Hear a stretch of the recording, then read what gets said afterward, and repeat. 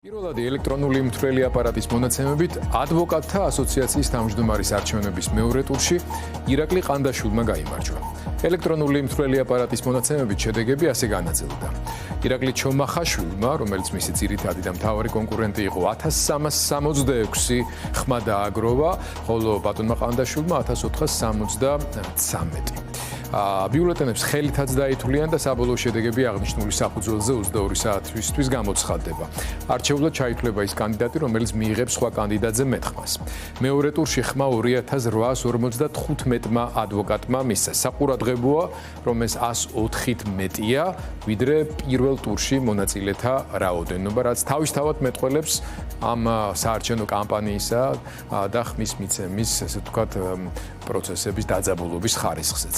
ჩავთოთ ჩვენი კორესპონდენტი ლიზი ვეკუა, რომელიც ყველა ტურს ადევნებდა თვალს და მათ შორის ამ ფინალურ ტურსაც დაძაბულობა არა მარტო მთელი დღის განმავლობაში შესამჩნევი იყო. ლიზი, როგორი არის განწყობები, როგორც დამარცხებულის, ასევე გამარჯვებულის ბანაკში გისმენთ?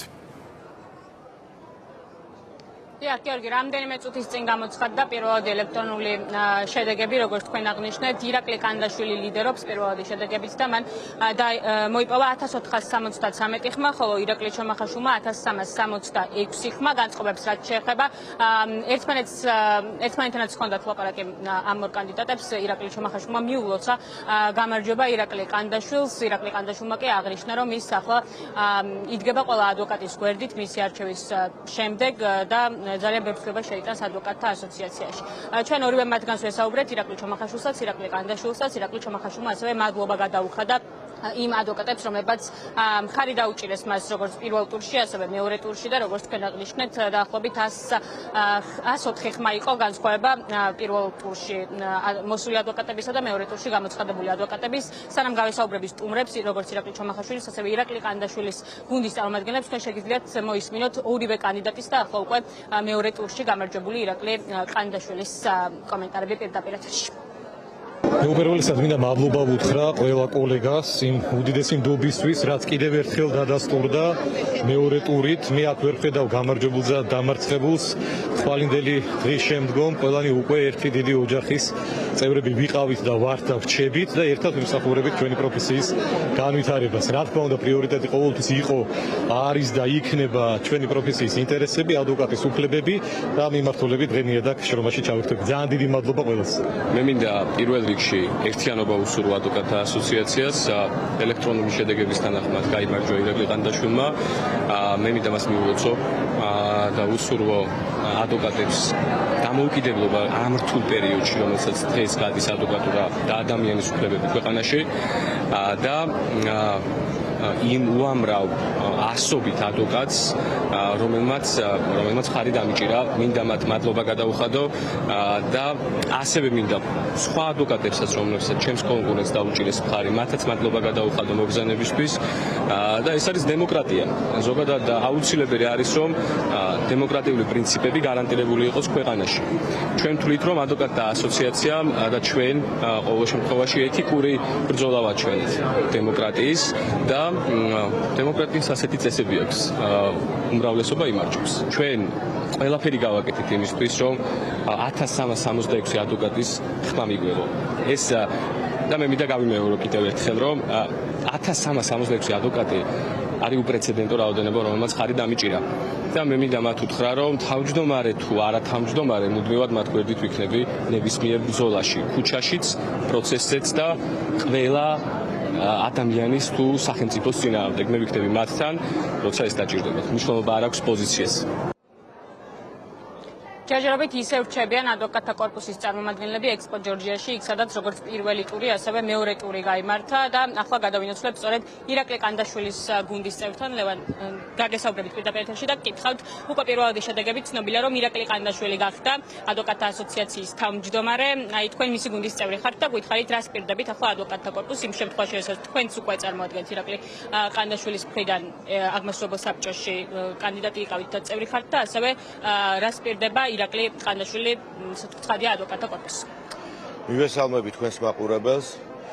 მეც ირაკლი ყანდაშვილიც, ირაკლი ჩომახაშვილიც ყველანი ვართ ერთი ძალიან დიდი გუნდის წევრი და ეს გუნდი გახლავთ საქართველოს ადვოკატთა ასოციაცია. შესაბამისად, შემიძლია ერთადერთი დამატებით თქვა, რომ გულწრფელად ორივე კანდიდატი არის უმაღლესი რანგის ადვოკატი, ძალიან გამოცდილი იურისტები.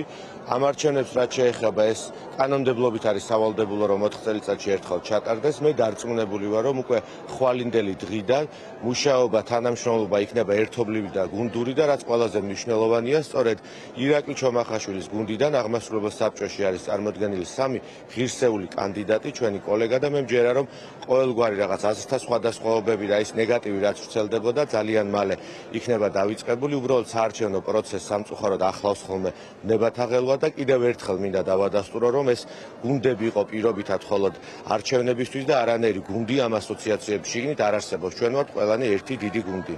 ძალიან დიდი მადლობა და გადავინოცლებ ომარ ფურცელაძესთანაც, ირაკლი ჩომახაშვილის გუნდის წევრთან. ომარ, თქვენ იყავით ის ადვოკატი, რომელიც ასევე იყრიდა კენს აღმასრულებელ საბჭოში მოსახვედრად. რას გვეტყვით პირველ შედეგებზე ცხადია და რას ფიქრობთ თქვენ, რა უნდა შეიცვალოს ადვოკატთა ასოციაციაში? თან გააღვნიშნოთ ისიც, რომ თქვენი გუნდის წევრები, მიუხედავად იმისა, რომ ირაკლი ჩომახაშვილი არ არის ახლა თავმჯდომარე, მაინც მოხვდნენ როგორც ეთიკის კომისიის, ასევე აღმასრულებელი საბჭოს გუნდში, ხო? კი ბატონო, პირველ რიგში დავიწყებ იმით, რომ ეს არჩევნები ბევრი მახასიათებლით, ბევრი რიცხვით და სტატისტიკით იყო უნიკალური. პირველ რიგში ყველაზე მეტი ადამიანი მოვიდა ამ არჩევნებზე, ყველაზე მეტმა ადვოკატმა მიიღო არჩევნებში მონაწილეობა და მგონია, რომ ამაში ძალიან დიდი წვლილი სწორედ ირაკლიმ და ირაკლის გუნდმა შეიტანეს. მეორე მხრივ, არასოდეს არც ერთ ოპოზიციურ კანდიდატს, ესე ვთქვათ, პირობითად ოპოზიციურ კანდიდატს არ აუღია იმდენი ხმა, რაც აიღო ირაკლის ჩომახაშვილმა და აიღო ჯამში ირაკლი ჩომახაშვილის გუნდმა. ის ძალიან დიდი მიღწევაა პრინციპში, ეს უნდა იყოს სტიმული მომავალში ძალიან ბევრი ადამიანისთვის, მონაწილეობა მიიღოს თუნდაც შემდეგ არჩევნებში, მიიღოს აქტიური მონაწილეობა, იყაროს კენჭი, გაცილებით მეტმა ახალგაზრდამ და თვითონ მიიღოს გრძელვადი ამ პერსპექტივაში, ახალგაზრდა ადვოკატებმა მიიღონ მონაწილეობა საკუთარი ბედის გადაწყვეტაში. ეს იყო ჩვენი მთავარი მოტივაცია, ეს იყო ჩვენი მთავარი სურვილი, რომ ადვოკატი და ასოციაცია ესე ვთქვათ, დაგვეახლოვებინა ერთმანეთთან და მიუხედავად იმისა, რომ არჩევნების შედეგების მიხედვით ჩვენ არ გავიმარჯვეთ, გონია, რომ გარკვეულწილად ამ შედეგს მივაღწიეთ. რაც შეეხება მეორე ნაწილს და რაც შეეხება იმას, რომ ჩვენი გუნდიდან არაერთი ადამიანი მოხდა ისევე როგორც ეთიკის, ასევე აღმასრულებელ საბჭოში და სარევიზიო კომისიებში, ეს რა თქმა უნდა არის გარკვეული ტიპის წარმატება, მაგრამ გენერალურად საარჩევნო მიზნებისთვის შედგენილი პირობითი გუნდები, რომლებიც მონაწილეობას იღებდნენ, არ ნიშნავს იმას, რომ ადვოკატები, ვინც ამ გუნდების ეგიდით მოხვდნენ კონკრეტულ საბჭოებში და კონკრეტულ კომისიებში, იქნებიან რაიმე ფორმით დაყოფილი გრძელვადი ამ პერსპექტივაში. ვისარგებლებ აქვე შესაძლებლობით, მადლობას გადავხდი ყველა იმ ადამიანს, ვინც არჩევნების ორგანიზებაში და განსაკუთრებით კი ჩვენი გუნდის დახმარებაში მიიღო მონაწილეობა და საარჩევნო კამპანიაში და მეორე უსურვებ გამარჯვებულ კანდიდატს იმავე გულისხმიერებით და იმავე დამოკიდებულებით იმართოს ასოციაცია და იზრუნოს ადვოკატებზე, რა ენთუზიაზმითაც ჩვენ ვაპირებდით მომავალში ადვოკატთა ასოციაციის მართვას და ვაპირებდით ადვოკატთა ასოციაციის წევრებზე ზრუნვას. მადლობა, ომარ ფურცელაძეს უსმენთ პირდაპირ ეთერში. ასეთია ვითარება ახლა ადვოკატთა ასოციაციის არჩევნებზე. მეორე ტური უკვე დასრულებულია, შეგვიძლია ვთქვათ, პირველადი შედეგები ცნობილია და დაახლოებით 10 საათისთვის გვეცოდინება დაზუსტებით ხმათა რაოდენობა, დიდი ალბათობით ცვლილება ბევრი არ იქნება, როგორც ადვოკატები აღნიშნავენ. მეორე ტური დამთავრებულია და მაყურებელმა გაიგო ისიც, რომ ირაკლი ყანდაშვილი გახდა ახლა ადვოკატთა ასოციაციის ახალი თავმჯდომარე. ლიზი ბეკუას მადლობა უთხრათ ადვოკატთა ასოციაციის ყრილობის გაშუქებისთვის. შედეგი უკვე ვიცით.